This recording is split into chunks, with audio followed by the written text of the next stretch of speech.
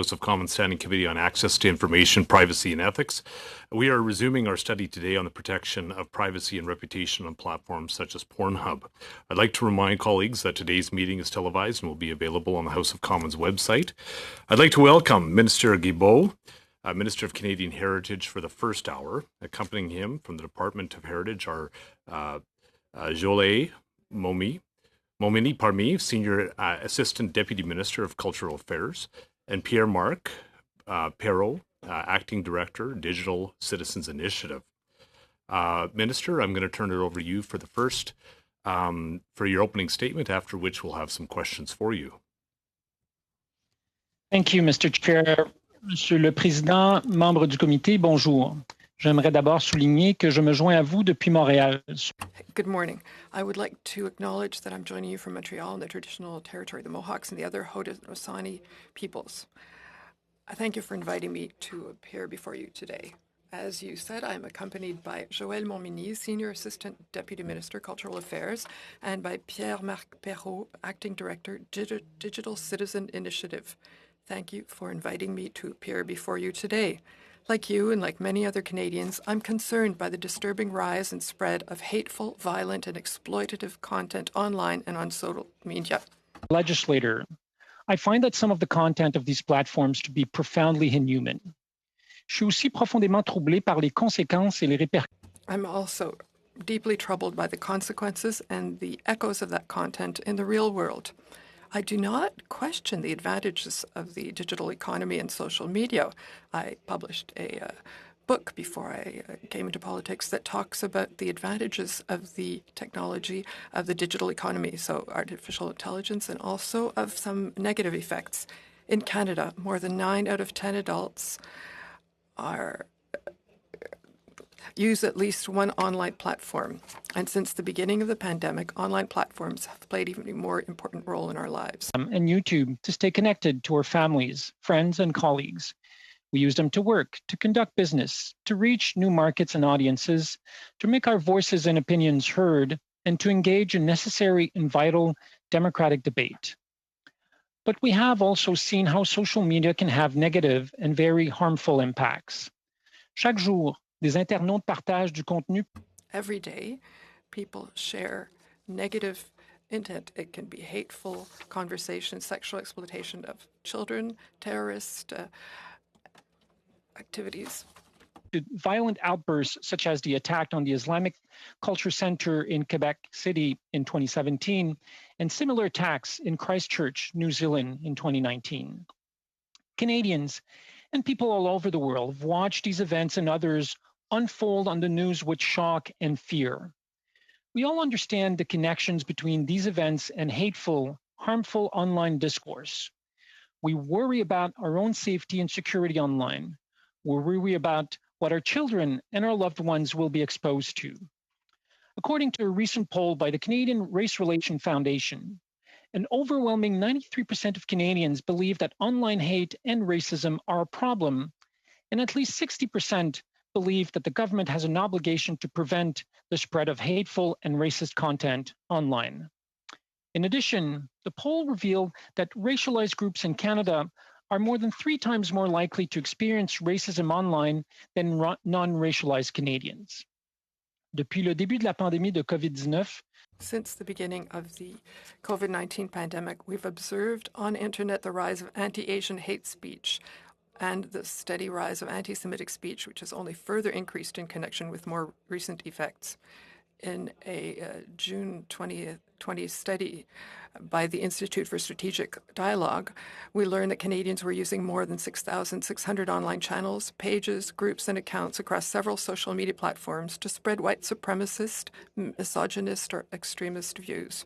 This type of content steals and damages lives. It intimidates and obscures valuable voices, preventing a truly democratic debate and true freedom of expression. The facts are clear. We must act, and we must act now. Mr. Chair, we believe that every Canadian has a right to participate in online discourse and activity to the fullest extent and without fear, without intimidation, or without being concerned for their safety and security. We believe that in safe and exclusive expression online.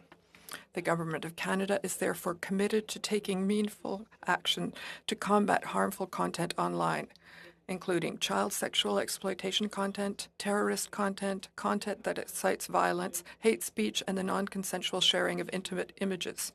This is a priority that is indicated specifically in the mandate letter that I received from Prime Minister Justin Trudeau, and we have kick-started the process to develop new legislation to address the concerns of Canadians. With over 140 stakeholders from both civil society organizations and digital technology sector regarding this issue. This has included several roundtable discussion. We also spoke with Indigenous groups, racialized Canadians, elected provincial officials, municipal officials, and our international partners to assess our options and begin to develop a proposed approach. In addition, given the global nature of the problem, I have hosted a virtual meeting with my counterparts from Australia, Finland, France, and Germany, which are part of the multi-stakeholder working group on diversity of content online, to discuss the importance of a healthy digital ecosystem and how to collectively work together. De concert avec mes collègues, les ministres de la Justice, de la Sécurité publique, des... Along with my colleagues, Minister of Justice, of Public Safety, Women and Gender Equality, Diversity, Inclusion and Youth, as well as Innovation, Science and Economic Development on this issue, we are looking to find the best solution possible. That Canada's approach is focused on the protection of Canadians and the continued respect for their rights, including freedom of opinion and expression under the Charter of Rights and Freedom. The goal is to develop a proposal that establishes an appropriate balance between protecting speech and preventing harm. Let me be clear. Our objective is not to reduce freedom of expression, but to increase it for all users and ensure that no voices are being suppressed because of harmful content. Nous voulons bâtir une société où la radicalisation... We want to build a society where there's no place for radicalization, hate, or violence. A society where everyone is free to express themselves and where exchanges are less a cause of division and more an opportunity for connection, mutual understanding, and solidarity. Our work continues, and we're looking to act as quickly and as decisively as possible. I very much hope, Mr. Chair, that I can count on this committee's support to help us move forward towards a more transparent, accountable, and equitable digital world. Thank you for your attention, and I'll be pleased to answer your questions. Ms. Stubbs for the first questions. Ms. Stubbs. Thank you, Chair. Minister, thanks for being here. Just to start, do you think Bill C-10 is adequate to combat child sexual abuse material, rape, and non-consensual material online? Thank you for the question. I was invited to talk about our upcoming legislation regarding online harms, which I'm happy to do. If this committee would like to invite me to talk about C-10, I would be happy to appear in another moment to do that. So I'll take that as a no for C-10. Witnesses said previously that Canada's Criminal Code child pornography definition is among the world's broadest. It bans images, audio, and 2 written forms. Platforms are already liable for circulating illegal user-generated content. And there are circumstances in which a company does become liable for something that somebody else said or did if they know about it in advance and publish it anyway, or if they're notified about it after the fact and fail to take action. These situations are very well documented with MindGeek and Pornhub. So it seems the real and disturbing issue is a lack of application of the law and enforcement. In January, you said that within a few weeks, you were going to create a regulator to stop child sexual abuse material and sharing of non-consensual images online. So I'm just wondering if why there hasn't been any serious progress on that. And I have a couple of questions about that for you from survivors.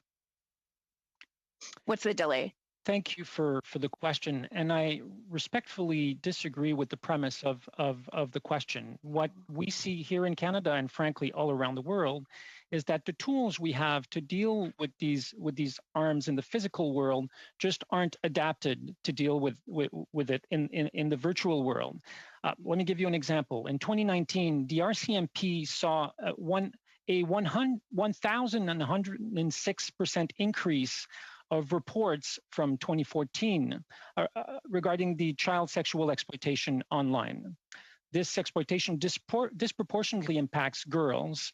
In 2019, the RCMP found that girls made up 62% of identified Canadian victims depicted in online child sexual exploitation material. And I did say that I was hoping to introduce this legislation in January. Unfortunately, the systemic obstruction of the Conservative Party regarding Bill C-10 has prevented me from doing so. But I am still hoping to table this bill as soon as possible. Wow, what a ridiculous and partisan evasion on your part. What I would suggest is maybe if you'd spent a little less time spending months and months figuring out how to regulate the freedom of expression of Canadians and their Facebook, Twitter, and social media posts, maybe you would have done a little work on this crucial issue. The facts you read out are correct, of course, and deeply disturbing. So let me see if you have any answers at all on the legislation that you yourself say is necessary for regulating online harm. In terms of this regulator, what rules are they actually going to enforce? Will it be the CRTC? And what enforcement mechanisms will be in place? Thank you for the question. Obviously, I'm here to talk about the objective of the legislation. Since the legislation hasn't been tabled, I can't go into details of that legislation. However, I would be happy to come back in front of this committee and testify once the legislation has been tabled as to the details and the mechanics of said legislation.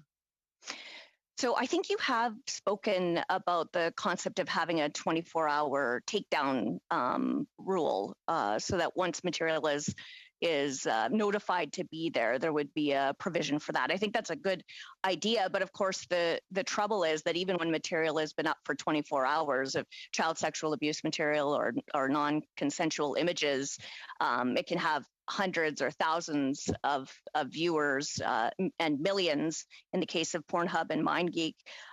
We've heard from victims that some, explicit images of themselves were online for 3 years before they found out.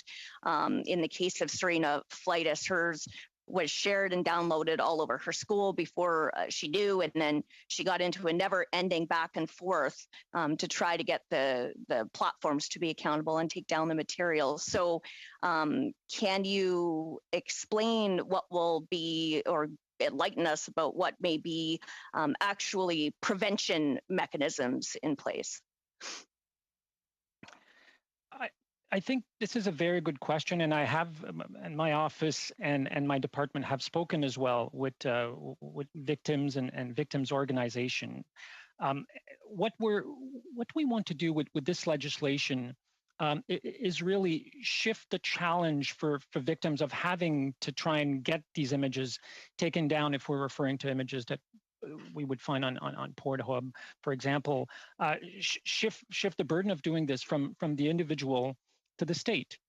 So it would be up to the government of Canada through a regulator to do that, as it is done in other countries. For example, Australia with the e-safety commissioner. So that's the goal we're pursuing with tabling of this legislation, and ensuring you are correct that not only are the images taken down, but they are removed from the websites or associate websites to prevent, for example, the download of such images, so that they're not downloaded and uploaded and downloaded and uploaded, as we've seen in many cases. Do you also believe that companies must be more responsible to ensure that content that they are publishing does not contain minors and has the express and explicit consent of the individuals depicted? Companies should abide by Canadian laws, whether they're online companies or physical companies. There should be no distinction between that. So as I said earlier, the challenge that we face now is that the tools that we have to deal with these harms online just aren't adapted to the virtual world. Thank you, Ms. Stubbs. We'll turn to Mr. Sabera. Mr. Sabera for the next 6 minutes. Thank you, Chair. Merci, Monsieur le Président. Bonjour. Hello. It's nice to be here this Monday morning. And Ravi de vous voir en ce lundi matin. Soyez le bienvenu, Monsieur le Ministre. Merci pour votre travail, celui de votre équipe, sur cet enjeu pour les Canadiens. Alors, à la mi-janvier, la Fondation des relations raciales a mené un sondage pour analyser les perceptions du Canada et les recommandations concernant le discours haineux et le racisme sur les plateformes de médias sociaux. Et le sondage a révélé que les groupes racialisés sont 3 fois plus susceptibles. Media. The proliferation of such content can potentially result in hate crimes, which have gone up 7% just this year across the country. These numbers resonate painfully with our own recent history. Just 4 years ago, 6 people were murdered while they gathered for the evening prayer at the Grand Mosque in Quebec City. Islamophobia and xenophobia motivated this act. We learned shortly after that its perpetrator was radicalized through social media. People here in Canada are harmed and victims of hateful, violent, extremist, terrorist, and radicalizing content. The online environment amplifies and spreads hateful messages against minority communities and some of the most disenfranchised in a way we have never seen before. It's actually quite terrifying, to be honest. Given that creating new regulations for social media platforms, it is in your mandate letter, and you mentioned you would bring legislation forward soon. Could you provide us with an update on the essential work you are doing to protect Canadians online? Thank you, Minister. Bonjour. Thank you so much for your question. As I said, we have been hard at work for more than a year to prepare this legislation. We've held consultations, as I said, in my case, with more than 140 organizations. The parliamentary secretary to the Minister of Justice also held some consultations on some of the more legal aspect of the legislation and issues pertaining to the criminal code. But it is a complex issue. I mean, there are only a handful of countries in the world that have introduced legislation to do that, namely France, Germany. I spoke earlier about Australia. The United Kingdom tabled a white paper on this just this past December. I was on the phone recently with the Heritage Minister in the UK to discuss that. So it is a complex issue, but nonetheless an issue we want to tackle. You referred to the 24-hour takedown notion, which is in fact in the mandate letter that the Prime Minister gave to me when at the beginning of the mandate. It's actually a more novel element. Very few countries are doing that. The Australians are just introducing this in their legislation. So we want to ensure that we find this right balance, and that's what we're working towards. And it is still my intention to introduce the legislation in the very near future. But let me give you perhaps one other example of how online hate affects Canadians and more specifically Indigenous peoples in this country. I want to give you 2 quick examples, if I may. In 2018, 2 women in Flin Flon, Manitoba, were charged with uttering threats and inciting hatred after posting photo of a vandalized car, saying Indigenous people would be killed and calling for, and I quote, "shoot an Indian day." In 2020, 2 ethno-nationalist groups called the Proud Boys and the Sons of Odin used social media to threaten and attack members of the Wet'suwet'en community during the pipeline protest. And in fact, data from Statistics Canada show that police reported hate crimes against Indigenous people are on the rise. Between 2016 and 2018, incidents targeting First Nations, Métis, and Inuit communities have rose by 17% during those 2 years alone. Thank you, Minister. Thank you for the color. Chair, how long do I have left in time, please? Approximately a minute and a half. Okay. Just a follow-up question, Minister, in terms of what we are seeing in terms of some content that is being posted online, in terms of its negative impact on various communities. And with that, communities across Canada are extremely worried about the rise of Islamophobia, hate speech online, as you just mentioned, towards our Indigenous communities, and other forms of prejudice, which have only intensified during this pandemic. We've all seen that words can lead to violence. As parliamentarians, we recognize that we all have a duty to lead by example, that is to say, to engage in respectful dialogues, to be open to debates of ideas, to hear the positions of Canadians in order to work for a society where everyone is free to flourish with dignity. Minister, can you tell us more about what our government is doing to fight the promotion of hatred and violence online? Thank you. Thank you for the question. And this is really an important point. There are some people out there, a minority clearly, but who would advocate that, you know, we shouldn't intervene. There should be no laws whatsoever regarding the internet. And anyway, you know, what happens on the internet stays on the internet. Well, it's clearly not the case. In June of 2020, the Institute for Strategic Dialogue published a report on right-wing extremism in Canada, as I said earlier, identifying, you know, more than 6,000 right-wing extremist channel pages, groups, and accounts. And since 2014, Canadians inspired in whole or in part by their extreme views that they've gathered online have killed 21 people in this country and wounded 41. So this idea that this stays on the internet is simply false. But notwithstanding that, I mean, we haven't waited until the introduction of this legislation. For 2 years now, we have been funding an initiative around called the Digital Citizenship Initiative, where we're working with victims groups, with academics around the country to increase the level of online literacy for Canadians, to help them detect false news, to help them recognize hate speech and extremist groups online. Thank you, Mr. Sauveur. We're going to turn to Madame Goudreau now. Madame Goudreau. Oui, bonjour, Monsieur le Ministre. J'espère que vous allez bien. Yes, hello, Mr. I hope you're well on this Monday at the end of the session. So, congratulations, first of all, for all the work you've done for C10. I'm obviously very disappointed with what's happening now. Why? Because in December, the committee took care to shed light on everything that was going on in terms of juvenile pornography. So you have to understand that we're the ethics committee. We understand that there were other issues which we also had to face. And today I would like to shed some light on all of the evidence, because our motion was to meet the Pornhub directors.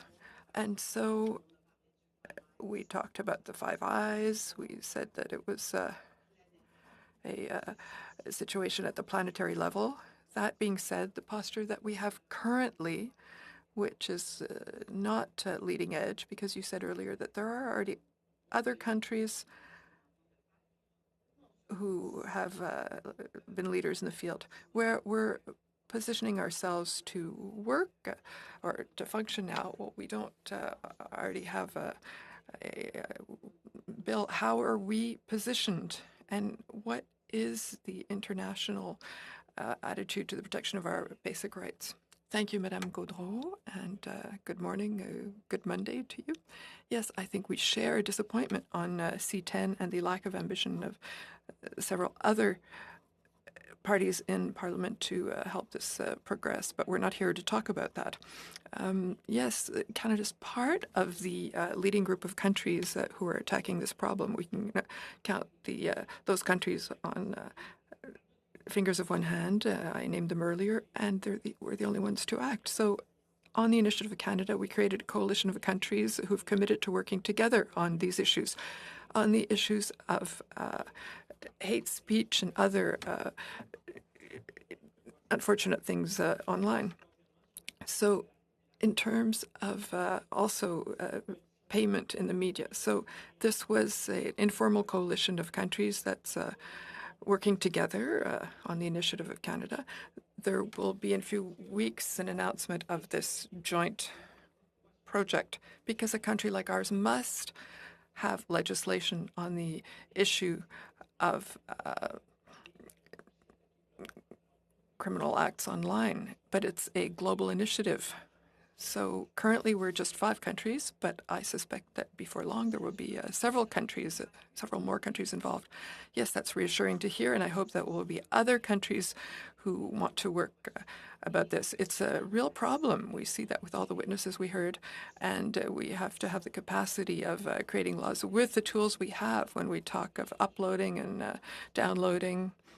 And there's another point that really upset me. It was the fact that we heard people say that the more laws we will put in, the more there will be an increase of activity on the dark web. So what can we do when so many solutions, and I'm the first one to really feel a lot of this is over my head. How will we succeed without transposing all this? How will we be able to really improve the situation and not increase all this activity on the dark web? Excellent question.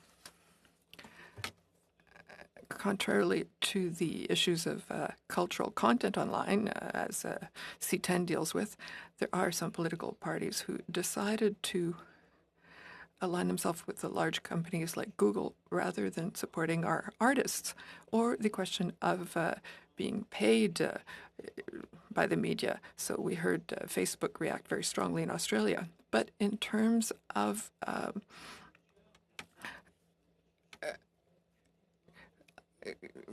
criminal action online, several people have requested government intervention. Several platforms have asked for this. Most of the large platforms operating in Canada, they won't agree with everything that will be found in legislation. I've never seen a business to agree with all of this, but they do agree with the idea that the government must increasingly intervene there to come and help them.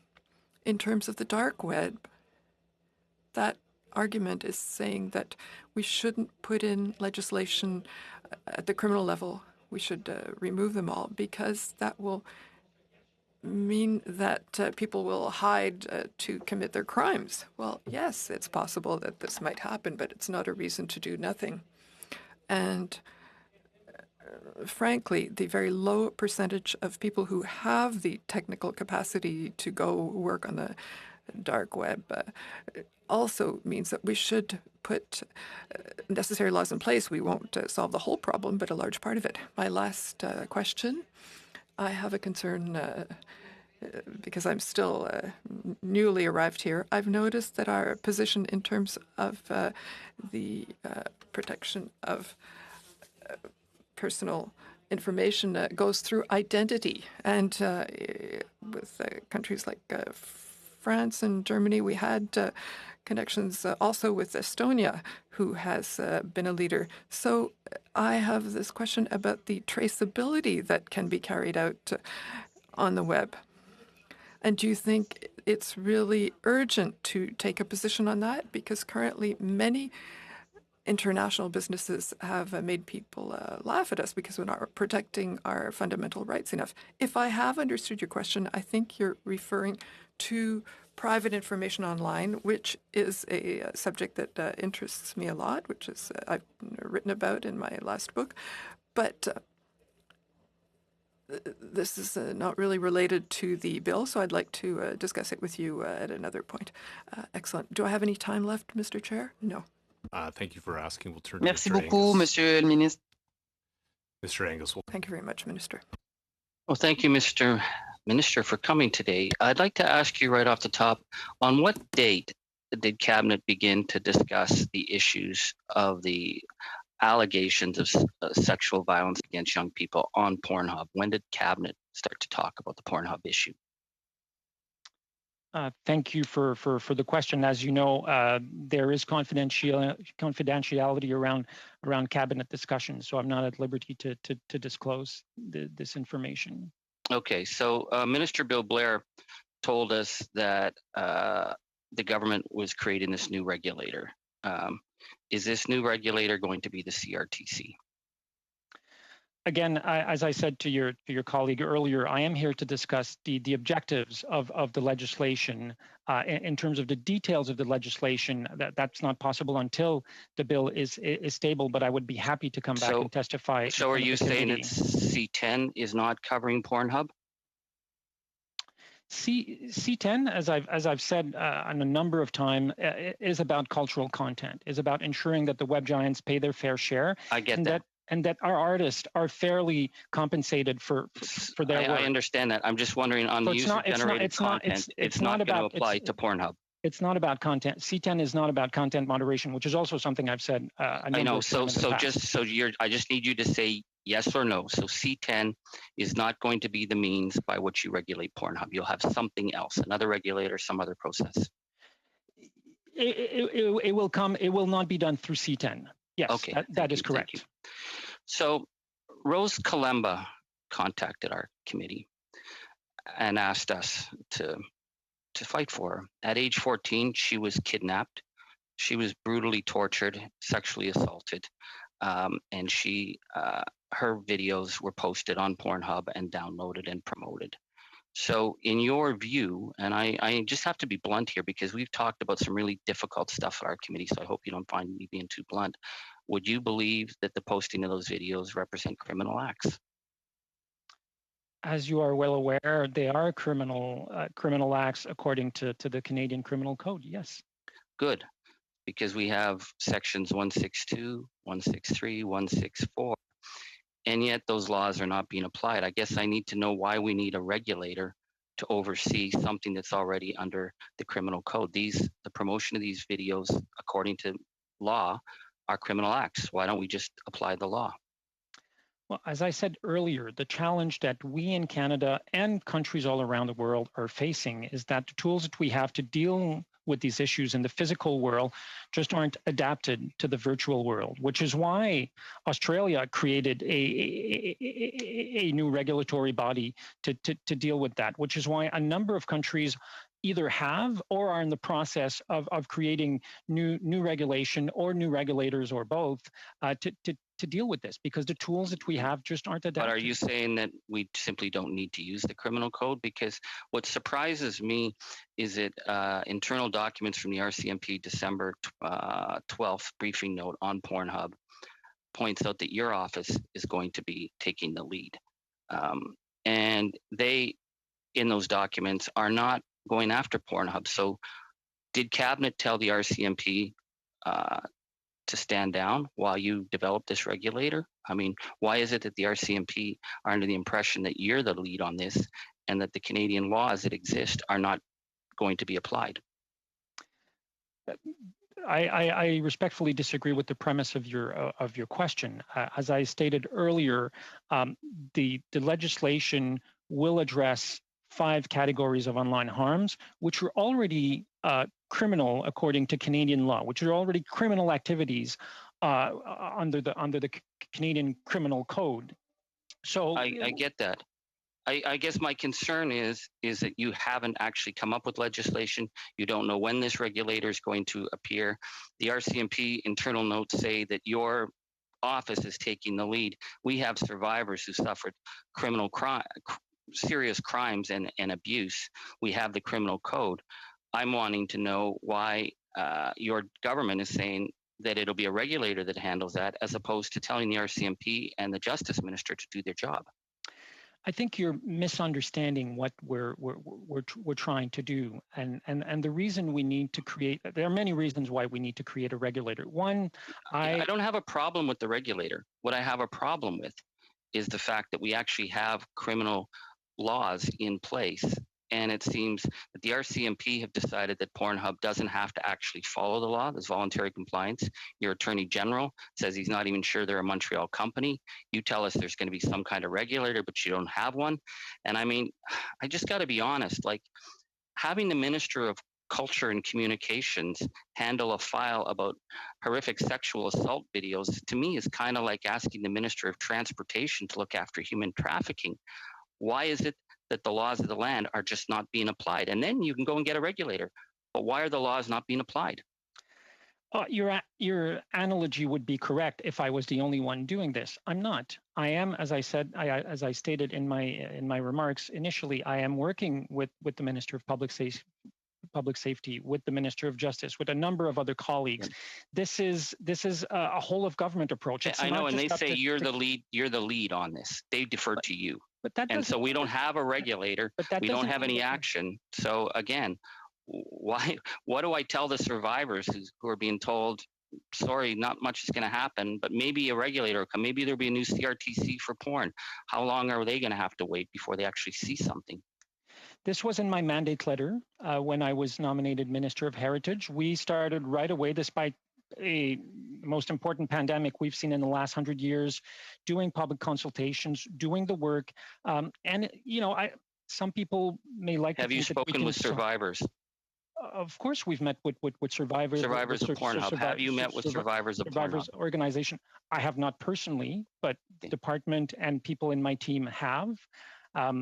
So yes, we have, but it's not something that can be solved overnight. It's a complex issue, as we're seeing all around the world, countries struggling with this. Thank you. Thank you, Mr. Angus. We're going to turn to Mr. Viersen for the next round of questions. Mr. Viersen. Well, thank you, Mr. Chair, and to the Minister. Have you, your staff, your office ever had a meeting with Chuck Rafiki or any of his associates or employees? I would be happy to provide the committee with, I don't know, I can't see the image of the member, but maybe I should proceed anyway, Mr. Chair. Oh, okay. Please proceed.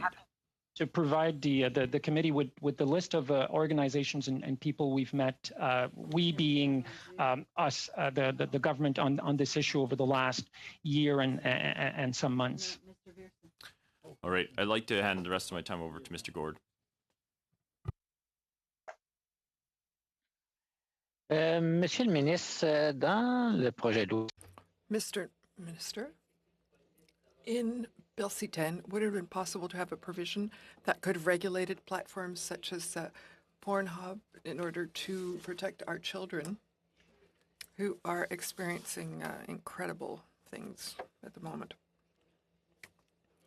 Thank you for the question.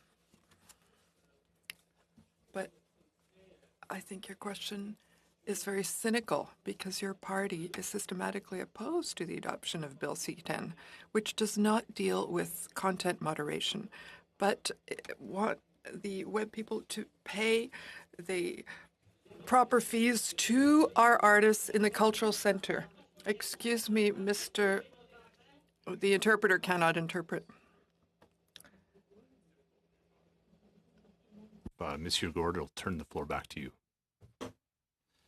Merci, Monsieur le Président. Thank you, Mr. Chair.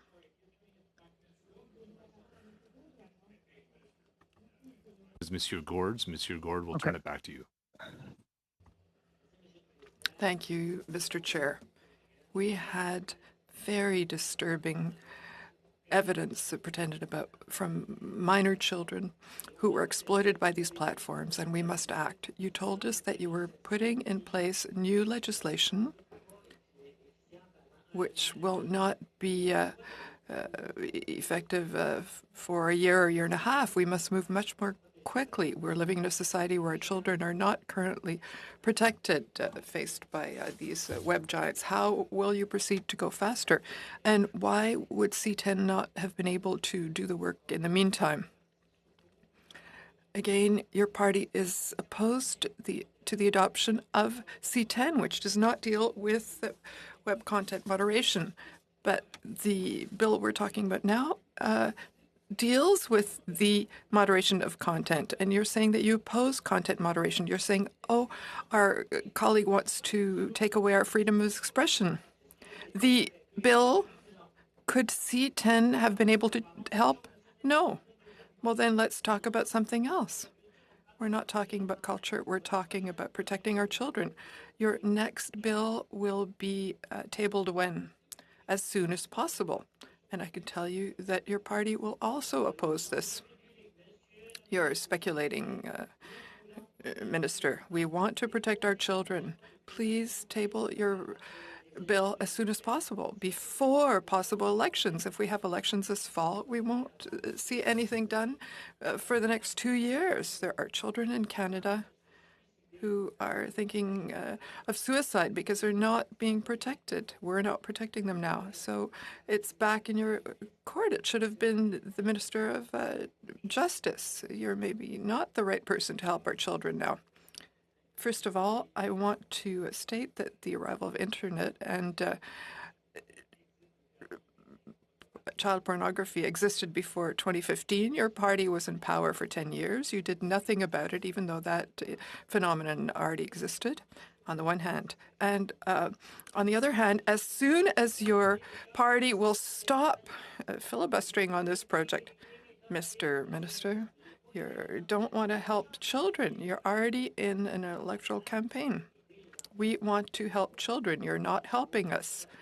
You have an electoral discourse, and I'm really disappointed by your attitude, because we're all elected, rather, to help the lives of Canadians, and our children currently need help. So please stop giving campaign speeches and tell us what you're going to do to help our children.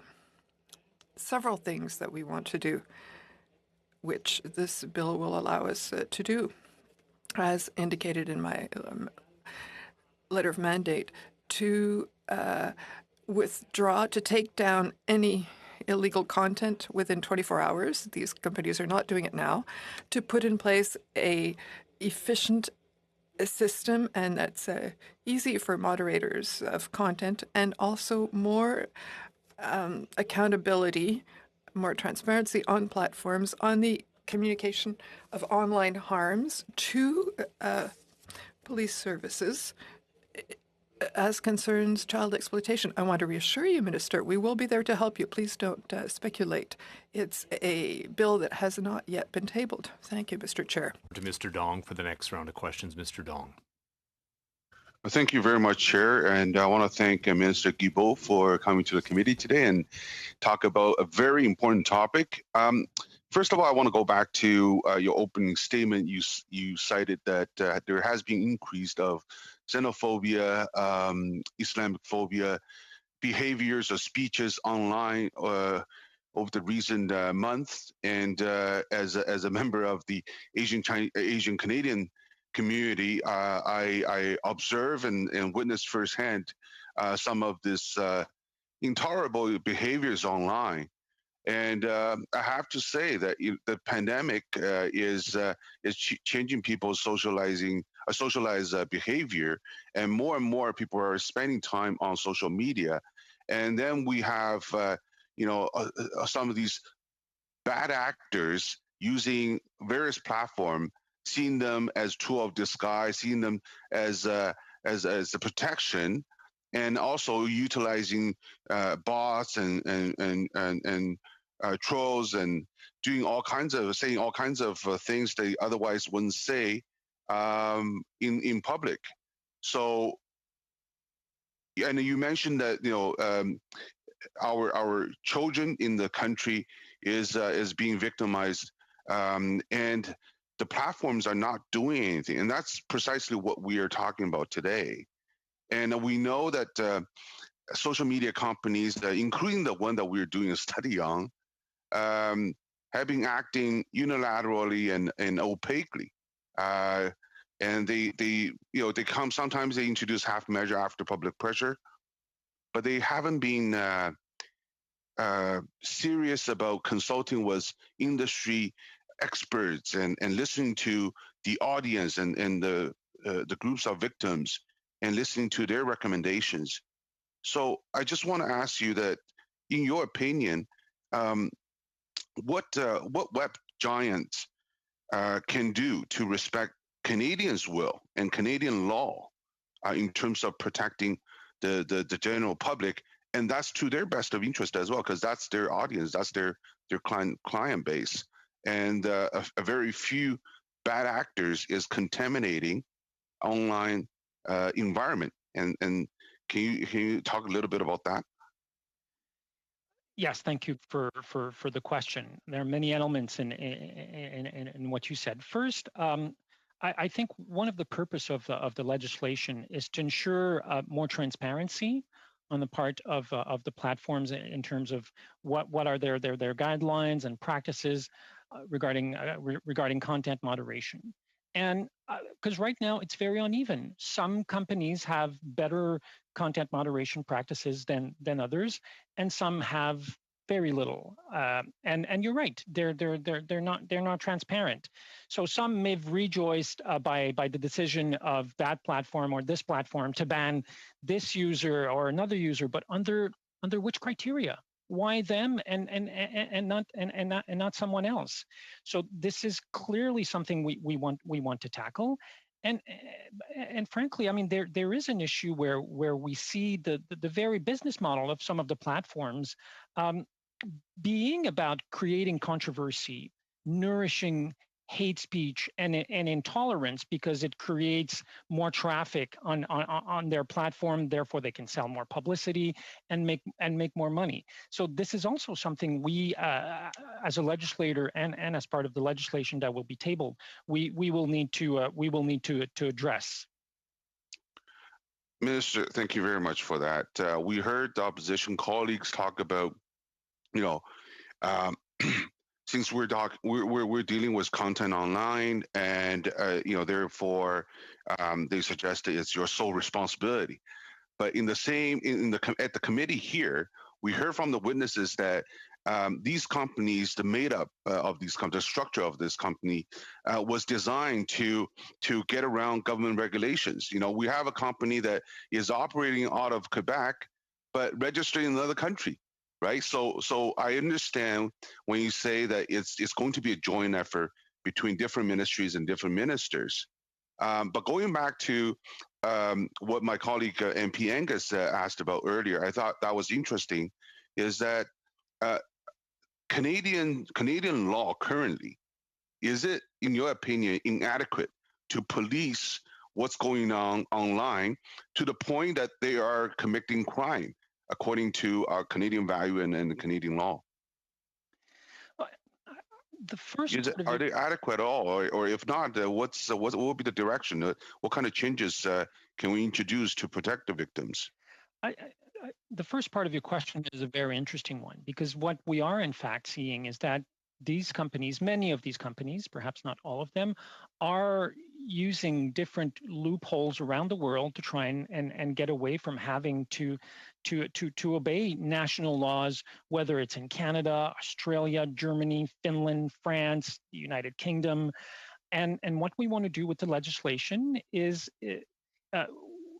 we'll ensure that whether or not the company is Canadian or based in Canada or registered in Canada, or its websites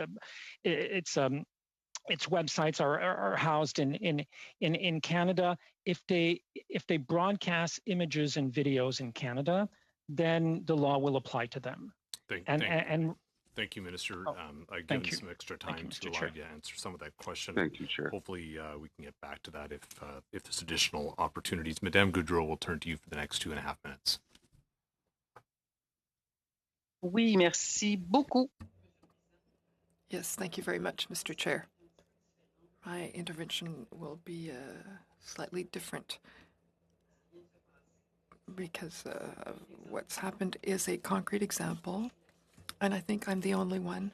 No, not I think. I know that I'm the only one to allow myself to make this observation. If our conscience is speaking, our conscience says we need to protect our children, our young people. We have to create laws. We have to hurry. And now what we're seeing, we're in a committee, and people are saying it's important and we have to do this. We're trying to accelerate things, and we've just lost so much time. And you'll tell us, yes, you're newly arrived, but people are watching us. And this policy means that the good faith that we have to help our citizen means that the quest for power takes over, and that's what's happening. Before the campaign, filibusters were trying all ways to spice the dressing. And to my mind, Mr. Minister, we should have met and already have had a specific bill to help our people. We haven't even passed C10, and I'm so disappointed. I'm disappointed, and people who are watching us, that's what they're telling us. Consult the people in your subscriptions, and they'll say, stop this fight for power. We need to help our people. And that's what I'm really ashamed of. And I won't let go, because I'm part of the only party that can say that, yes, I'm working for the promotion of the interests of Quebecers.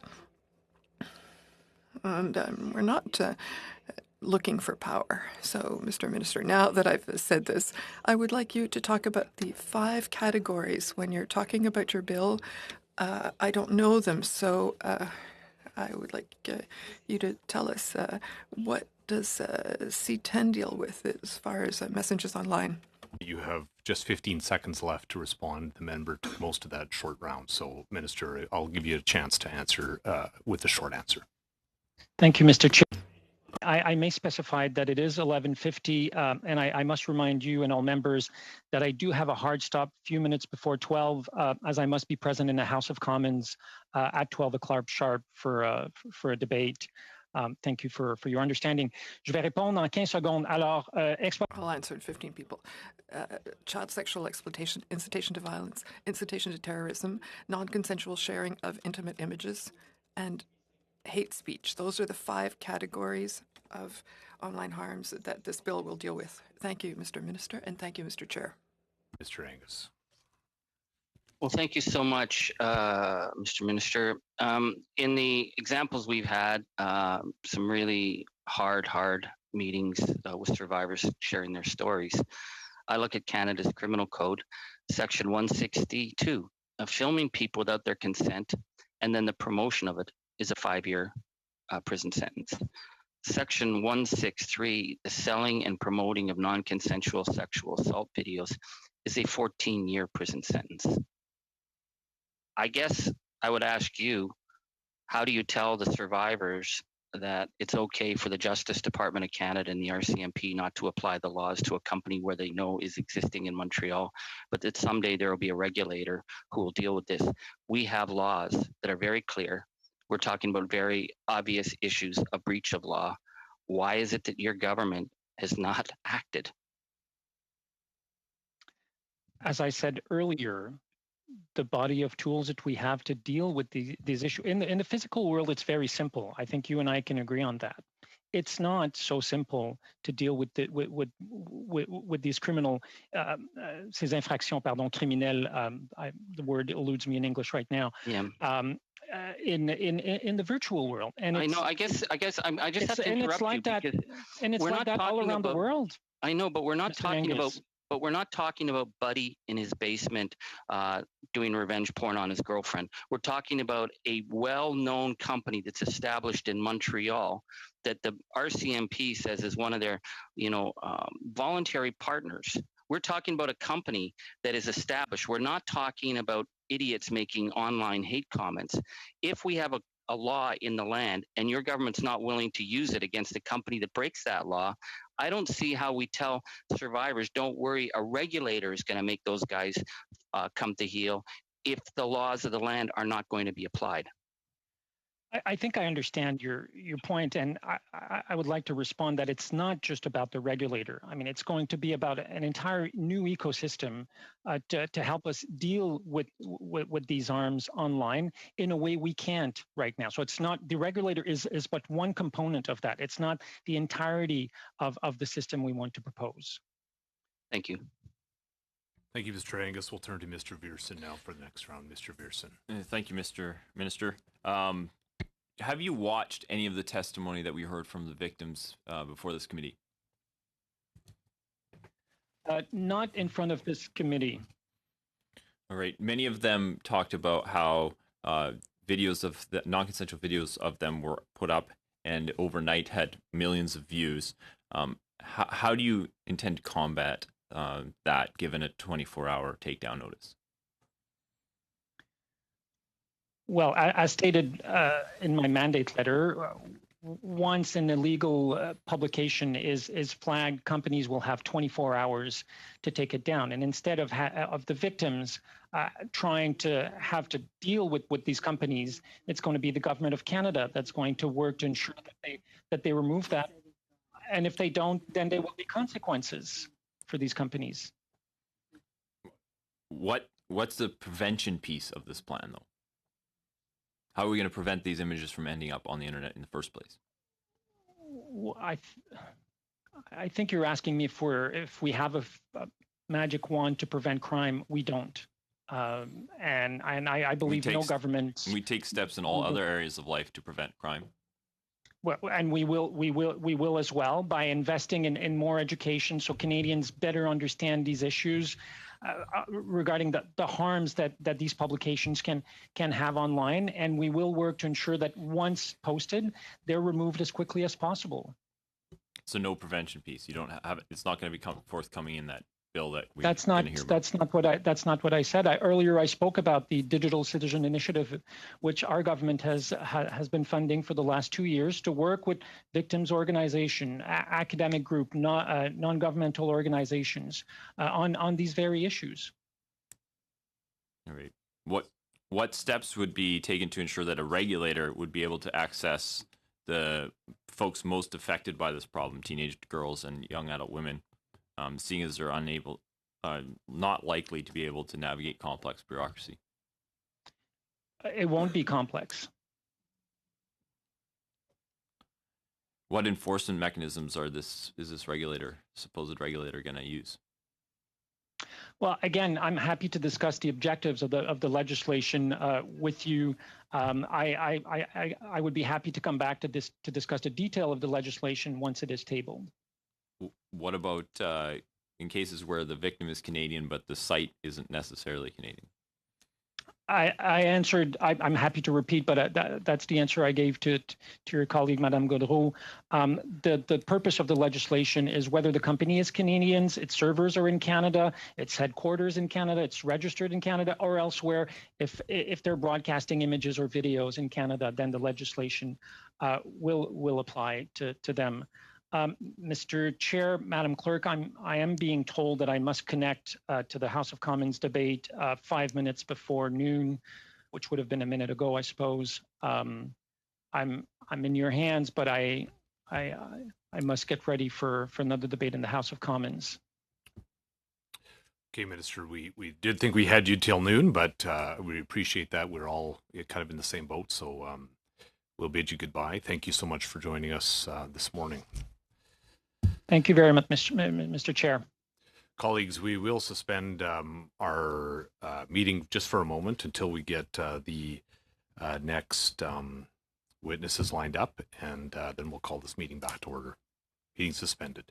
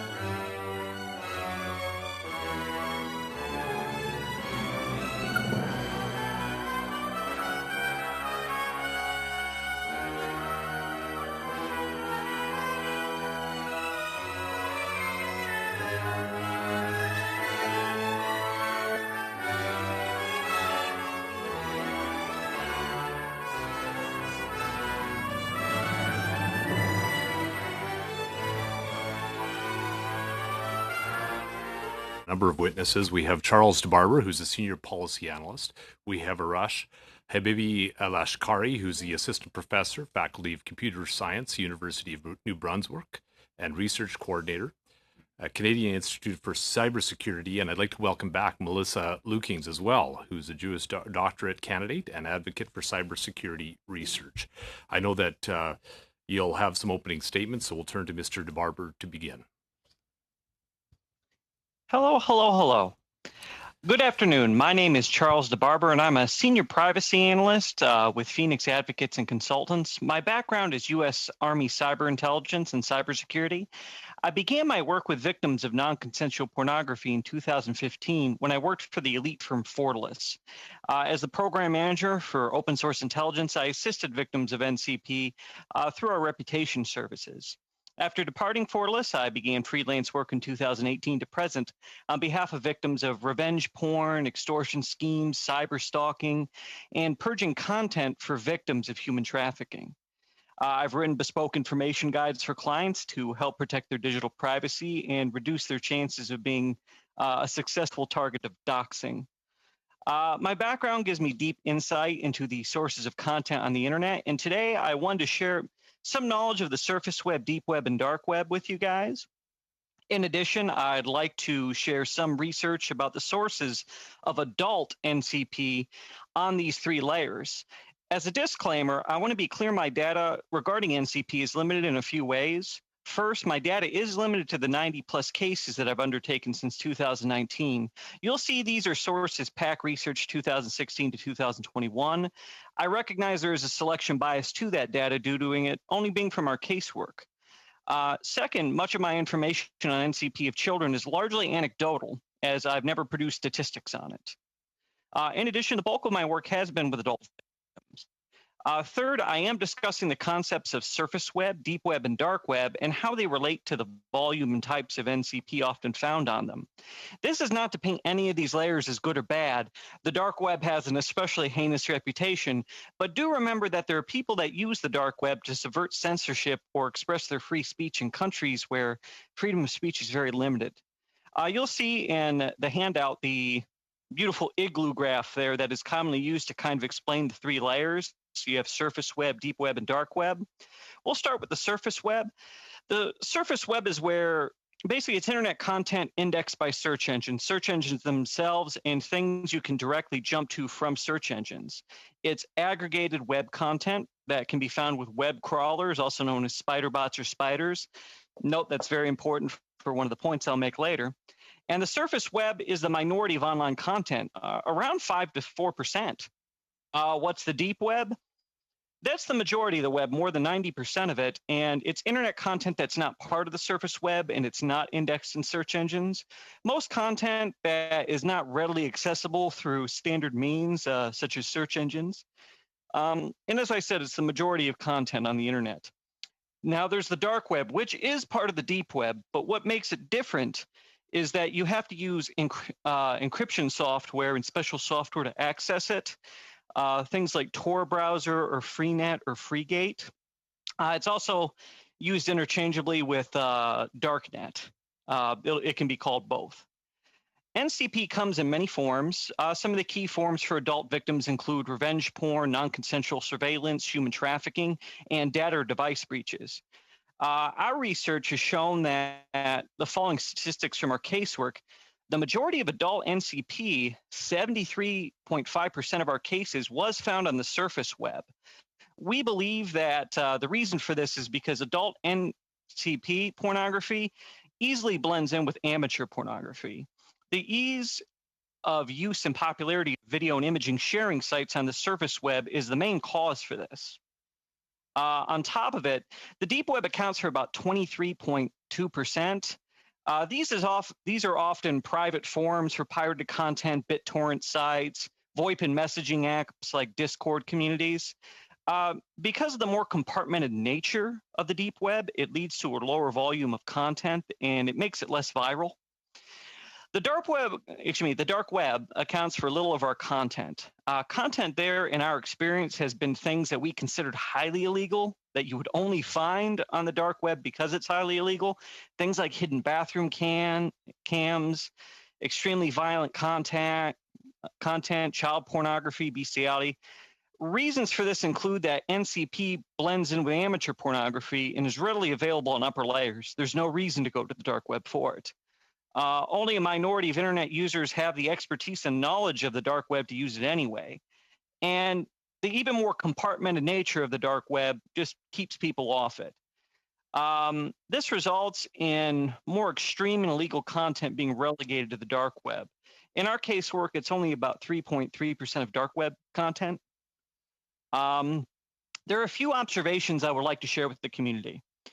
I removed over 100,000 pieces of NCP content in the last 5 years. My average client has between 400 to 1,200 pieces of content, and that could either be just the same picture or video or a handful of pictures, but it's shared and on that many different sites. Viral content itself can be upwards of 60,000 pieces of content and above. Very rarely do I utilize the NCP removal processes created by search engines such as Google or Bing or Facebook through Twitter or Reddit. I normally use the copyright removal process here in the United States known as the Digital Millennium Copyright Act. The NCP process is often more complicated and takes longer for victims who have to follow it for every piece of content. And imagine if you have 400 pieces of content out there, that might be 400 different applications you have to put out. These companies, frankly, respect intellectual property more than victims because the copyright process is so much easier. The removal process is costly in both time and resources. I utilize automation, which is not cheap. A client with more than 400 pieces of content, it would usually cost them about $2,000 for automated removal and $5,000 of bespoke removal services. And that just mitigates the problem. Victims using it manually require a certain level of understanding of information systems, search engines, and web caching. And that is if the victim can find most of the content without using automated aggregators. My junior analysts, some of them with information systems and computer science backgrounds, take up to a month of hands-on work to learn how to effectively purge content. The average victim is expected to have this expertise if they cannot afford professional services. The tools for victims to effectively mitigate their digital footprint and content aren't readily available. Great strides have been made to get Silicon Valley to recognize the issue, and I don't wish to demean those efforts or that recognition. Laws in my home country now have 48 states and 2 territories to protect victims of NCP. However, picking up the pieces after NCP floods surface web websites is still an uphill battle. We work tirelessly so clients can Google their name without NCP coming up. One of our clients, she lives in fear of her 10-year-old using the computer and Googling her name. Others have lost job opportunities, housing opportunities, and relationships. Many of our clients have contemplated or attempted suicide. Finally,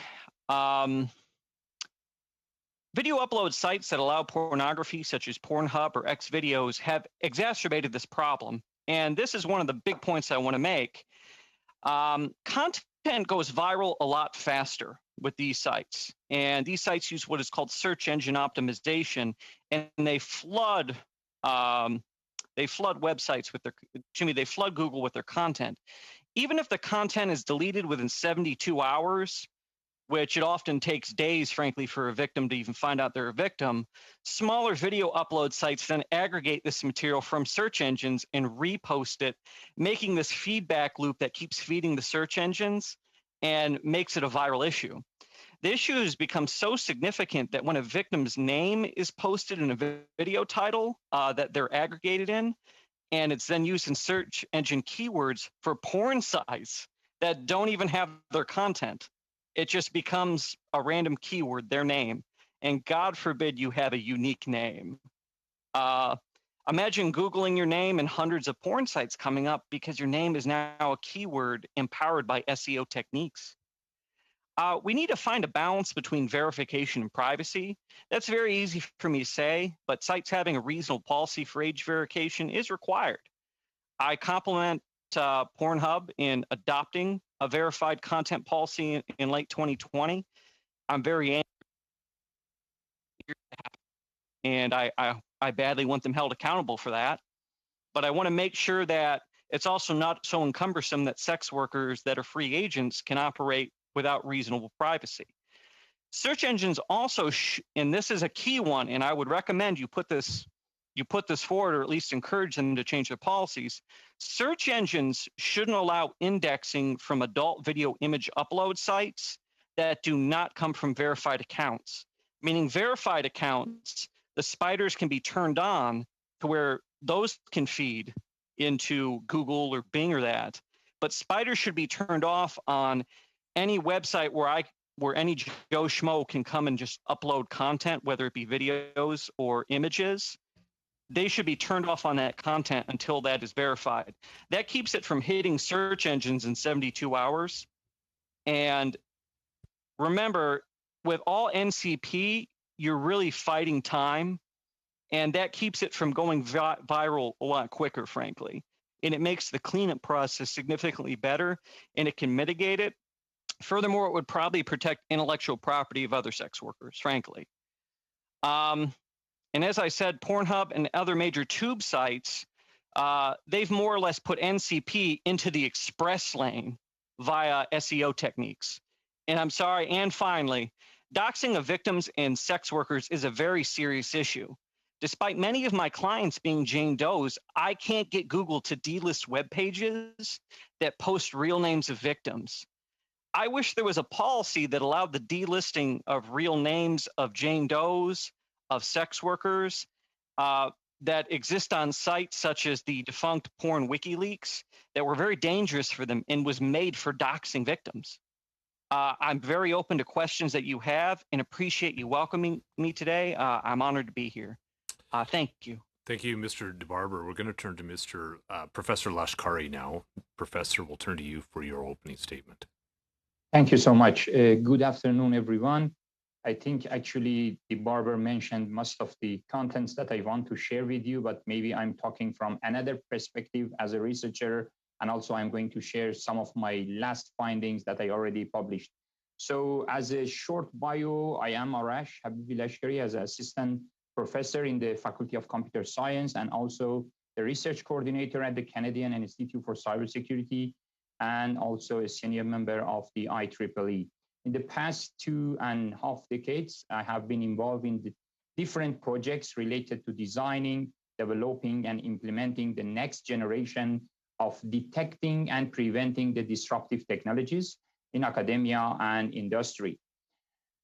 Actually, on the academic side, I can share with you that I have over 20 years of teaching experience spanning several international universities, and also on the research side, I have published 10 books and more than around 90 research articles on the variety of the cybersecurity related topics. And I received 15 awards, international computer actually security competitions, including 3 gold medals.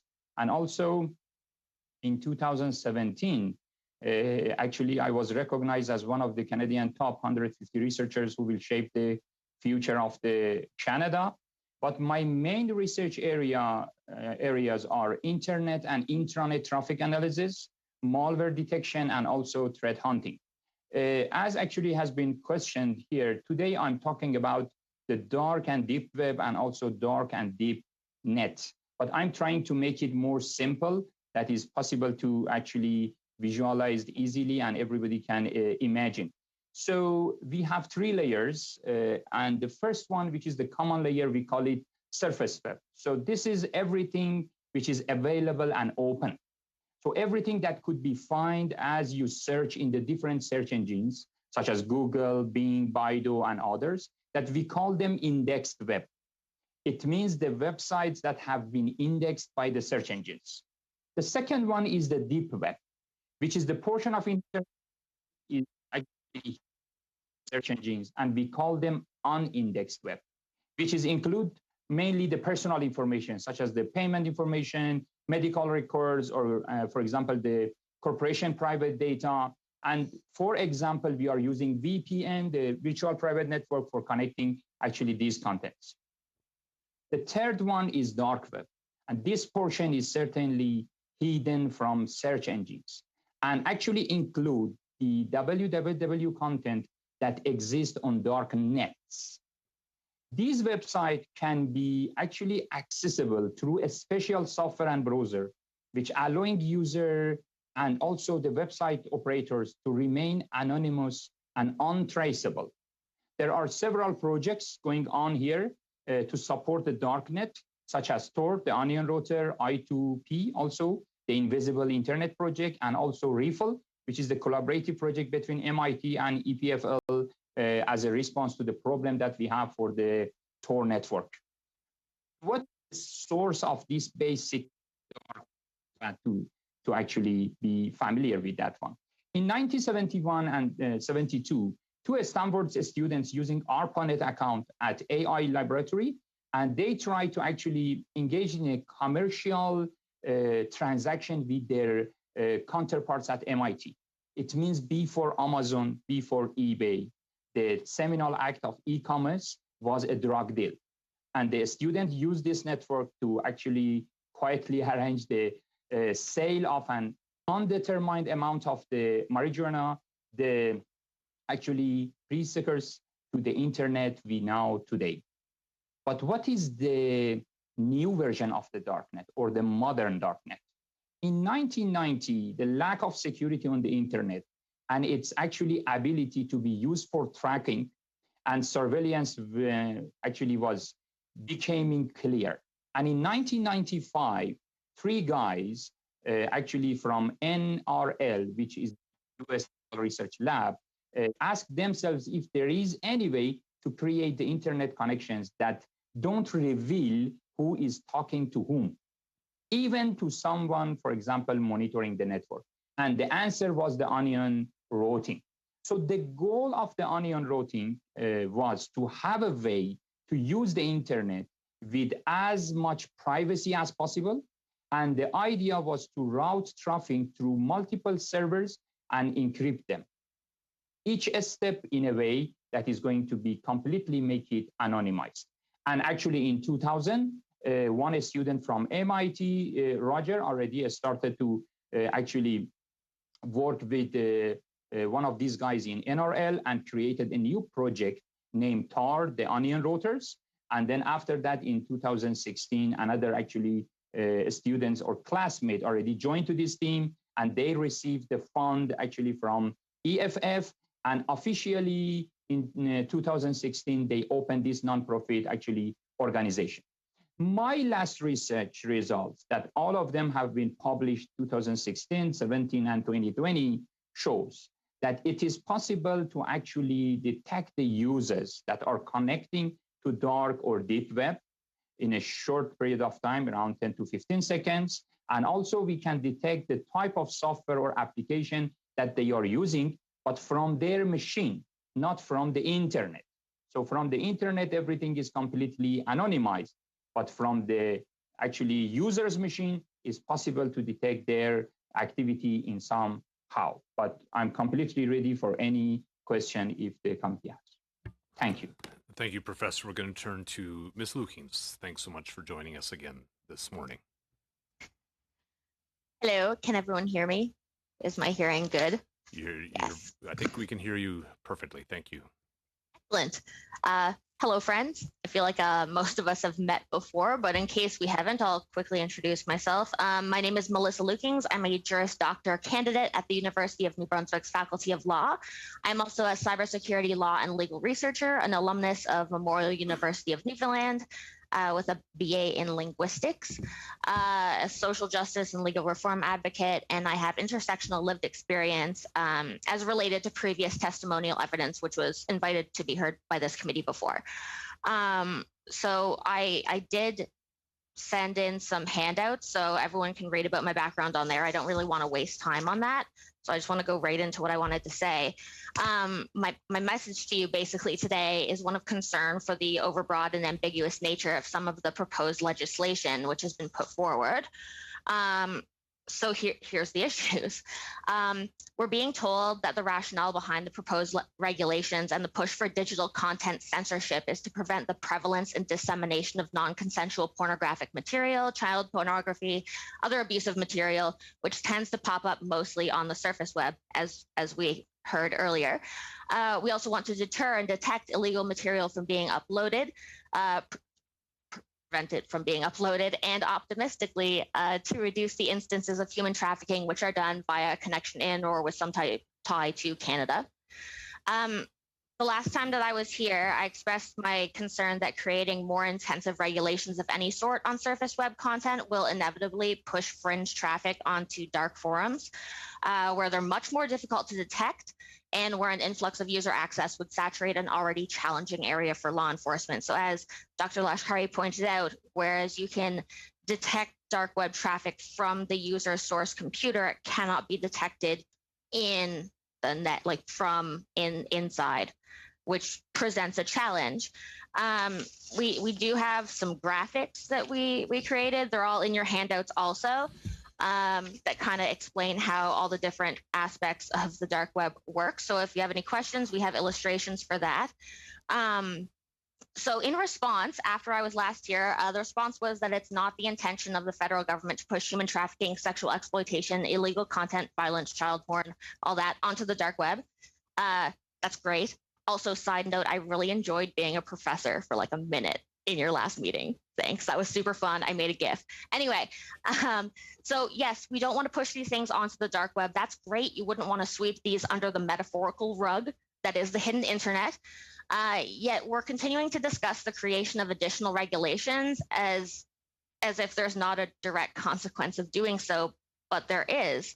It's not just a matter of NIMBY or not in my backyard when it comes to illegal content. It doesn't make it go away to hide it. It just hides it from sight, which isn't really a way to address these issues. Point number 4 on my notes, when I was last here, I found it really frustrating that the adult entertainment issue and sex work in general has been conflated with sexual exploitation, abuse, and trafficking within discussions amongst this very committee. Indeed, MP Arnold Viersen was so taken by the emailed testimony of people with common experiences in commercialized sexual activity that he felt it was appropriate to waste reading out victim porn emails from unknown persons rather than engage with the spoken word testimony of people who also have common experiences in commercialized sexual activity who had been invited to be heard at the committee hearing. That's not okay. Hearings are usually for being heard. You're supposed to be hearing the people that you invite to hear from and to be heard at your hearing. That's why it's called a hearing. Anyway, that's that. So through highly inaccurate media portrayal, the dark web has become nearly synonymous with illegal activities. However, it is also used. Expecting that. That's the movie. Okay. Chris, are you okay? Do you want me to stop? I'll keep going. Pardon me. We were just. Okay. My came on. I do apologize. Oh, no worries. Okay, cool. So the committee is dealing with a Canadian-controlled private corporation, a CCPC, which is a private commercial organization based in and operating within or with headquarters located in Canada. It is a Canadian company. We know this. That's fine. That's fine. Commercial organizations in Canada are bound by the Personal Information Protection and Electronic Documents Act. PIPEDA outlines the rules and remedies, including the fines and other penalties for corporations which fail to abide by the provisions specified in PIPEDA. Beyond the corporate level, we also have the Criminal Code of Canada, which outlines the criminal offenses and punishments for committing such offenses. We have these. We need to apply them. Everyone is bound by the Criminal Code of Canada. So why then do we need additional regulations? Why do we need more oversight when we have not yet tried to simply apply the law that we already have? We have these laws. We can use them. So let's use them. That's what they're for. What's the point in even having these statutes if you're not going to apply them when they're needed? What are we doing here? Well, we're here because a portion of those involved have decided to conflate the issue of corporate negligence with highly sexualized and emotive criminal activity. Read again, child rape porn testimony. It elicits an emotional response, sympathetic nervous system, all of that. Doesn't matter. This is about a corporation and user-generated content. It does not matter what is depicted in the content as much as it matters that the content, whatever it may be, should not have gotten past the corporation's screening system before being made live on the site. When the issue was brought to their attention, the corporation responded inadequately at first. So we need corporate law. We need to look at liability and feasibility standards.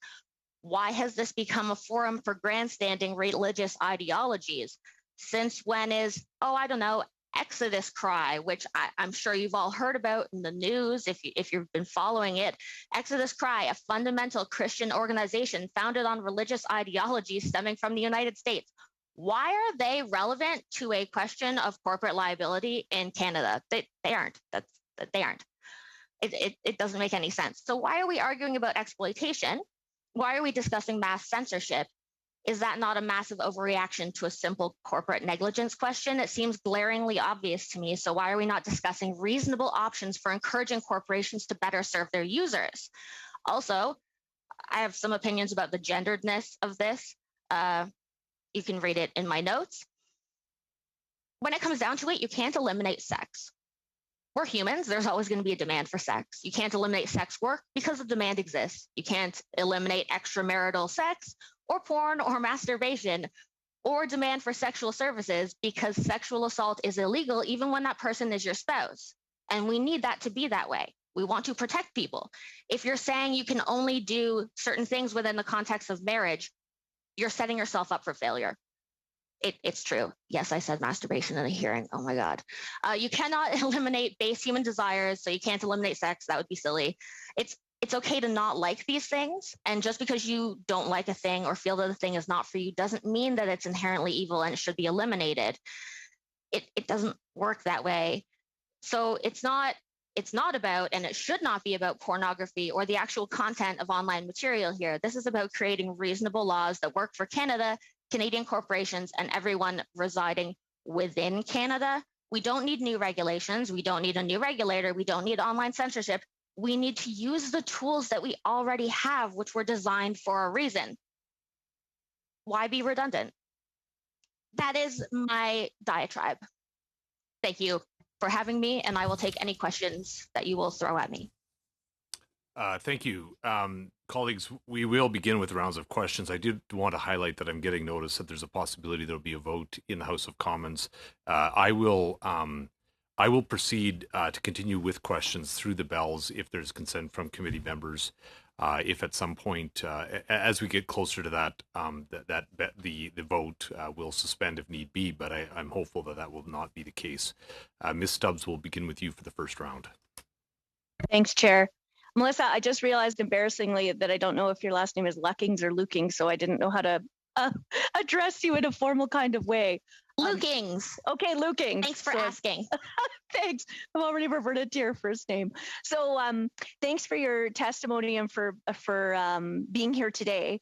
I share your perspective that it is crucial to distinguish between child sexual abuse material, hosting and distribution of child sexual abuse material of material and images that don't have the explicit consent of the people depicted in it. I think you'd agree, or let me know if you do, that people do have a right to own their own images and content that includes them, and also the right to withdraw it if they so choose. So this is the thing that I've been, I think all of us are grappling with. Your very strong point about the criminal code already being in place and the laws and the regulations that already exist to provide these protections for children and for others who do not give their consent. What do you make of what the actual problem is then? What is the enforcement issue, the lack of enforcement, the lack of application of the existing law? All right. So I think that the current issue is that perhaps the penalties that are currently existing in PETA are not strong enough to deter corporations. So I'm not saying to put in new regulations. I'm not saying that. But when you're going to do the Digital Charter, the Implementation Act, and you're discussing these things like Bill C-10 and 11,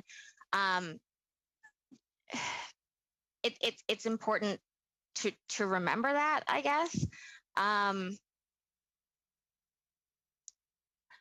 think that there's room for improvement, and what that could be is because we've found that financial penalties don't really seem to impact companies where they make a lot of money. Fines could instead be based on percentages, but the key here is that we need to not have increased regulation, because if what we're trying to do is in fact what what we say we're trying to do, which is to reduce human trafficking and harm to young people, additional regulations are not going to help that. Did I answer your question? Yeah, well, yes, and I'm wondering too, on April 19th, you had mentioned a couple of possibilities related to the Digital Charter Implementation Act. You had touched on the possibility of fines for companies who host and distribute already illegal content. The Minister of Heritage was just here, as you know. So I just wonder if there is, and I understand that you got cut off in your testimony last time. So I just did want to see if there is any other details or recommendations you wanted to add in terms of that work. In terms of the Digital Charter Implementation Act? Yeah. Okay, so for corporations, the question here is how much responsibility do they have to have in order to cover their own selves from liability, from negligence? That needs to be specified. It needs to be put in words. Other than that, we really need to work on applying the laws that we have. So if there's something standing in the way of that, and that can be remedied through the new Digital Charter Implementation Act, that should be discussed, absolutely. That is my recommendation. Okay, thank you. I wonder if in your work experience and in your lived experience, if you might want to expand on the importance of verification and of consent, and whether or not if platforms ever do that without your consent or your agreement, what are the commercial consequences or the personal consequences in the case of adults who are choosing freely to engage in this work? So we're talking about what are the consequences if someone consensually uploads their own material? If an online platform were to host your material without, an agreement with you, or that's intellectual property. That's a copyright issue right there. I mean, when you take photos as a photographer, when you take photos, you have a model release form. These are all contractual issues that would arise. If someone doesn't have your permission to use the material, then that is a digital copyright, and that's an artistic thing. It's exactly the same as if someone were to host any artistic content anywhere without permission of the artist. It's very similar to that. And again, we have the Copyright Act for that. I think this is probably what's mind-boggling to many of us on this committee, and probably many Canadians listening, is like a colleague said to me recently, somehow organizations like egg societies and school fundraisers and legions are put through mountains of paperwork and administration to say play certain songs or use certain visual material. And then there are also, online sites, say, that sell like cannabis or alcohol or host gambling. And in those two cases, the country seems fairly effective at having a set of laws and bylaws and policies and regulations that these organizations have admit seem to manage to enforce and crack down on all of that being done legally. So I would just give you the opportunity to expand on any other specific recommendations in terms of both the enforcements and protections to combat the proliferation of child sexual abuse material and other illegal content, while also maintaining free expression, privacy, and the right of individuals to have ownership and choice over their own images. Thank you, Ms. Stubbs. You are out of time. You're over time, but I will allow Ms. Lukings the opportunity to respond to that. I just wanted to note that we're moving into other folks' times. Ms. Lukings. Okay, thanks, Chair. Thank you. So privacy is very, very important, and it's also a safety issue in a lot of these situations. I can't provide any specific solutions. I'm not sure. Definitely recommend asking Dr. Lashkari about that. But in terms of law, we need to remember the foundations of law. So what is the Privacy Act based on? What are the rights and freedoms that Canadians hold as important? Our right to freedom of expression, freedom of association, all of these things that needs to be considered when we're implementing new technology and new standards for technology. As for specifics, that wouldn't be my area. I'd be more like poking holes in why those things aren't private enough. Thank you. Thank you. Ms. Shanahan, we'll turn to you. Ms. Shanahan.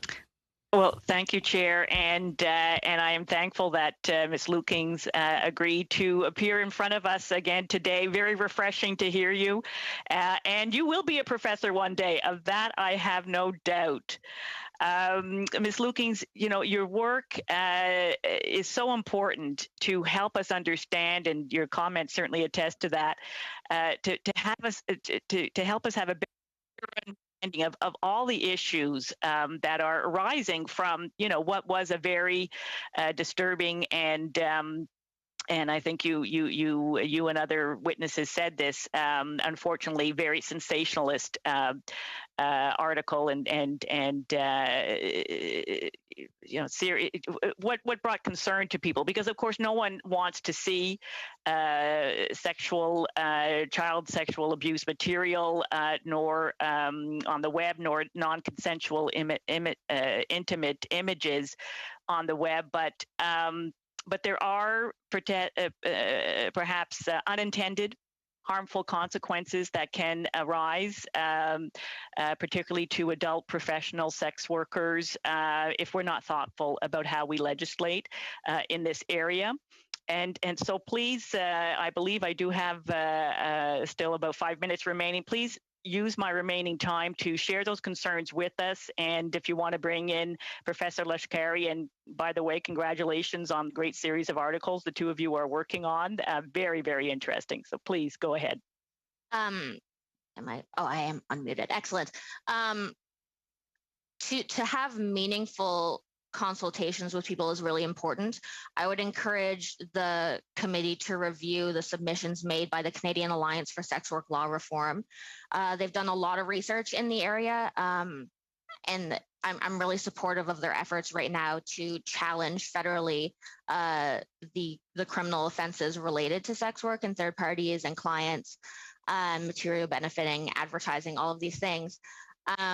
They are an amazing resource because, and what makes them unique is that they are an umbrella organization that connects, I think it's over 20 or 30 different sex worker-led organizations all across the country. So everything is done through voting and from hearing through actual people who have lived experience in that area. So when you get data from this organization, it's solid data. So I would really recommend consulting. And then other than that, I would love to pass over the torch to Professor Lashkari. Professor, I just want to remind you to lift your mic when you're speaking. We found it a little bit difficult to catch your words earlier, but with the translation. But if you would lift your mic, I'm sure we will be able to hear you well. Sure. Thank you so much. Thank you, Ms. Looking. So actually, I can highlight this point. When we are looking to detect the person who is using this part of the network, from the internet side is completely impossible. Based on the 3 layers encryption that we have, rolling up and backwarding to find the source is impossible. But if we have the access to the machines, it means from the user sides, we can monitor the behavior of the user and we can detect that who is using, for example, Tor connections, with which software application, for which purpose, for example, for audio, for video, for chat, or for, I don't know, uploading or downloading. And this is the key points that I think we need to consider. So it is not possible that even if we have some rule or regulations here, or the law that we want to follow from the internet to detect those guys, no, it's not possible. Except such as, for example, ISPs who are working in delivering the internet service or as an internet service provider in different cities or actually provinces can do some like the monitoring system that shows who actually is going to use this type of connection, secure connection. But there is another concern that we are not actually able to detect that they are going to work on the pornography or child pornography side, or maybe there are some journalists that they want to use this ability of the anonymization and then actually deliver the voice or the sound that they have, and they want to talk about something that maybe some of the governments are not giving this permission to them. So this is the actually key point, that we need to be careful. Some law here, it should be clear that, okay, can we recognize that who is using this part of the actually secure, or I can say not secure, it should be super secure or anonymized connection for which purposes? This is the key point that unfortunately we cannot actually realize and detect it easily, and needs to have a, I don't know, huge actually research. Maybe after 5 or 10 years, there are some solutions that we can use them. But at this moment that I'm talking with you, no, there is no clear solution that we can detect the type of their activity, but we just can't realize that, okay, who is connecting to this network for how many hours and which application they are going to use. This is just some actually additional part that I would like to add, the point that actually Ms. Looking already highlighted. Thank you, Ms. Chair.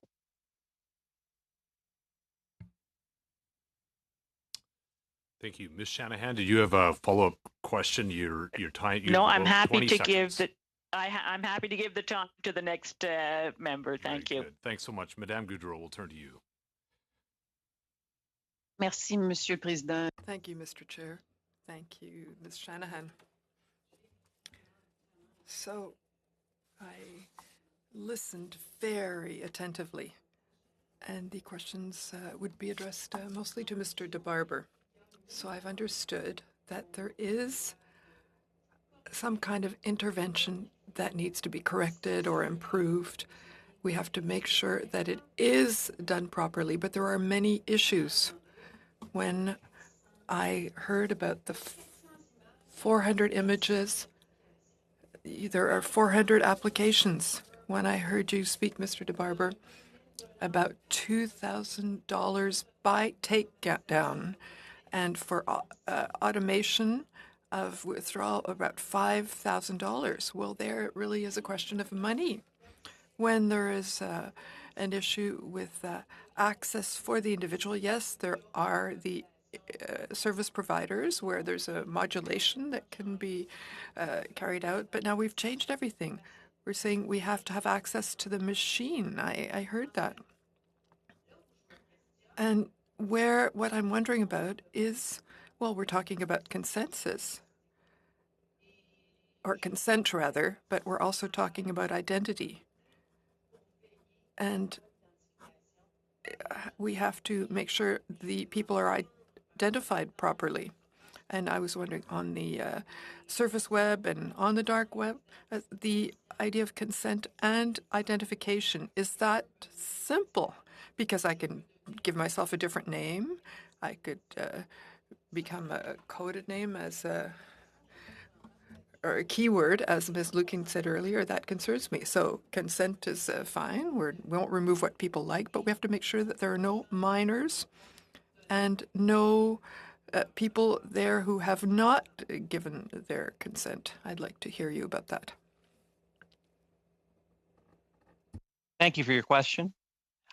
I think the first thing to say is a little bit about what I do.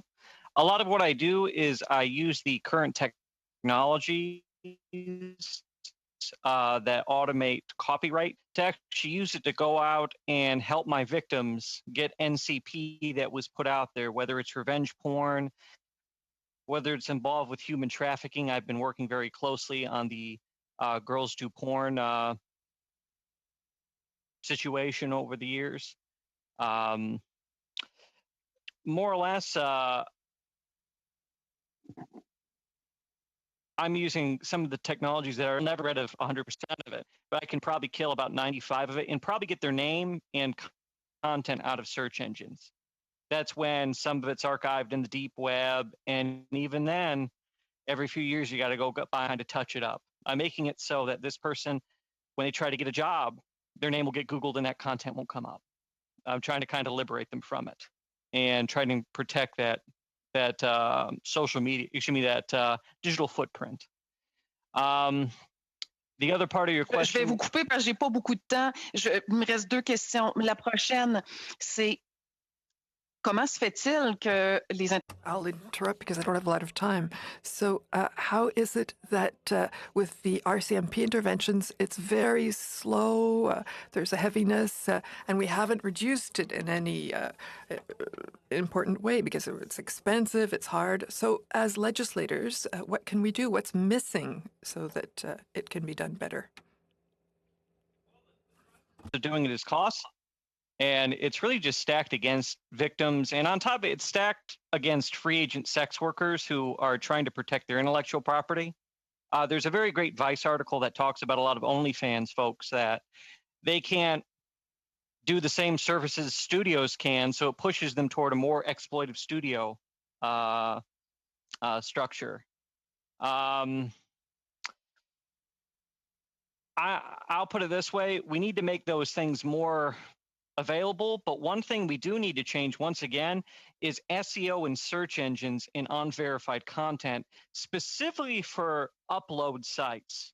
And what I mean by upload site is any site like Imgur or Pornhub or Xvideos where I can go in, I can just make an account and post anything I want. And those are not moderated the way J'aimerais vous entendre. Adult site. Désolé, monsieur. Sorry, Mr. DeBarbara. I'd like to hear you when you're saying that once it's done, the harm has been done, and it's very hard because it takes time. There has been downloading. What do you think about the right to be forgotten that several countries use? I'd like to hear you talk about that. A little biased there because I'm an intelligence analyst by trade. So you're asking somebody that goes and subversively finds information about privacy. Honestly, I'm for it. I do like the EU stance on it, to be honest. But remember, I'm very biased in that question. What I would like to see, especially, is that this content doesn't get SEO unless it's verified, because that keeps it from going viral to the point where it costs thousands of dollars of going out there and finding the thousands of websites it's on and trying to get rid of it. If I can kill it in the crib, or at least give it to where, because your average victim, from my calculation for at least revenge porn, they don't know for 7 to 90 days. And if unverified accounts can post anything they want, and then it becomes part of that feedback loop, that's a big deal. And it's as easy as making them just turn web spiders off that web page. That's something Pornhub can do. Like, it's something that they really should just be. Donc, au final, so really, I'm hearing you say that the international community has to be well aware of this new way of being on the web, and that goes through educating people, our young people, our less young people, to prevent, among other things, and that we should apply certain measures, including the process of access to internet service providers and the web. So did I use up all my time, Mr. Chair? Merci Thank beaucoup. you so much. Thank you very much. Mr. Angus now for the next round of questions. Mr. Angus. Thank you so much to the witnesses. Good. Wonderful to have Madame Lookings back. This committee does not have a mandate to look into sex work. We are the privacy committee. There's the women's committee, there's the justice committee, there's many, many important issues. We've heard many important issues here. Our focus was starting out from that article that Madame Shanahan called sensationalist. It was a New York Times article with Serena Flighties. And when she came to our committee, she stated that she tried time and time and time again as a 13-year-old to get down. Pornhub's executives told us they had no record and they weren't sure when she contacted them. So, Mr. DeBarber, in your experience, is that a credible answer that Pornhub wouldn't have known about this video or known about efforts to have it taken down? Is it the dark net inside corporate headquarters? My honest answer is I believe them, first off. I believe them. And to share even something just as seedy that happened, there right now is a criminal conviction for human sex trafficking surrounding the defunct site Girls Do Porn. It's very infamous. There's a lot of great articles about it. I had clients that were even raped during that entire time. It's a horrifying situation. They were a content partner for Pornhub, and as early as 2016, at least from my records, they were already seeing statements from more than one Jane Doe about the process and what went down there, and they kept him as a partner literally almost to the day of the civil judgment in 2019, where 40 Jane Doe stood up. Wow. I completely believe them. That they just didn't bother to track it. Well, I'll put it this way. That is a lot of data to track too, in fairness. If I'm looking at it from a cybersecurity point of view, I can't tell you if they had the data or not. And it all depends on how much they archive. Okay. But just to be plain, I fully believe your victim. And this is a company that I strongly believe has some heavy liability out there and should face consequences for it. Okay. I want to ask you a question. I've spoken off the record with many people who work at Pornhub, former executives and that, who are concerned. They told me the traffic in these child abuse, these sex assault videos was actually fairly small, but he said that their business model was copyright evading.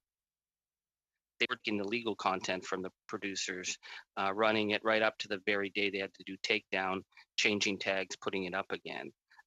Is that a credible claim, do you think? I think that their business model, much of it has been built on pirated information. Once again, Samantha Cole did a great article that talked to a lot of OnlyFans folks about getting ripped off and having their content spread out there, which once again pushes sex workers toward a very exploitative studio system and just eliminates free agency. On top of it, you would have people that were paid for their content having it ripped and remixed and put on there. And I would argue the bulk of their content was pirated. And they even forced folks to the table in these studios to the table to become content partners, the same way iTunes kind of forced the music industry to the table, saying, you know, people are going to take it anyway. So come here and we'll bring down the prices and drive down the wages in your industries because you'll get something out of it at the very least, because it's going to be pirated anyway. So what are you going to do about it? Okay, well, that's a very helpful perspective on this. I'm running out of time. Ms. Lukings, I was really struck by you referring to the privacy commissioner. Our privacy commissioner put the run on Facebook. He chased Clearview AI out. He is investigating Pornhub. So we have a regulator that does this. In fact, the Liberals want to put another regulator, not the regulator that they're going to have Pornhub, but the regulator that's going to oversee the privacy commissioner's work, who actually does excellent work. So I just want to get your perspective. If we have the privacy commissioner who's not afraid to take on the giants dealing with this as an issue of corporate liability, if we already have laws, do you think that we need to have this other set of regulation and other set of regulators to do the job that right now we believe the privacy commissioner is probably doing quite well? We don't need more regulations of surface web content. We don't. We just need to use the laws that we have. We have a privacy commissioner, so let's have that person do their privacy commissioning and apply the laws that we have. I don't think we need to add anything, and I absolutely do believe that adding in new regulations will put people at risk of exploitation and other types of harm, and will push traffic onto anonymized networks. So yeah, we don't need more regulation. That's the opposite of what we need. Yeah. Okay, thank you. Mr. DeBarber, just to go back on the issue of how these images are promoted and exploited, that you can find them in search engines. One of our survivors said she has tried again and again and again to deal with police, to deal with anyone, to get her thumbnails and all that information. Even though the video has been taken down, it's still out there, it's still available. are there not just simple tools that we can apply to when something is taken down, that it's actually removed, so that we have the right of survivors not to be harassed by what's still there? Yes and no. All depends on where it's hosted. It depends on where you're getting it through, because one, there's live content on other websites and other platforms, but then there's the stuff that's right in Google Cache. And those are two different animals about getting them purged. You actually have to purge both. Caching is more or less just backing the information up. Like when you click on Google Images, for example, you're usually seeing the cache. And when you get rid of the live content, you got to get rid of the cache too. Fun fact. Now, some companies like Google, lawyer Carrie Goldberg helped Google write their policy to remove NCP back in 2016, I believe. And I'm glad there's a process being emulated. The rest of the big tech giants emulated that process, including social media like Reddit and Twitter. The copyright process is still easier, unfortunately. And once again, like, let's say that image is repeated 100 times. That's often 100 different notices that have to get sent out. And you have to do it both in the search engine and on there. But here's the rub. You can get it on cache, but that doesn't, you can get it uncached in Google and delisted, but that doesn't get rid of the live content.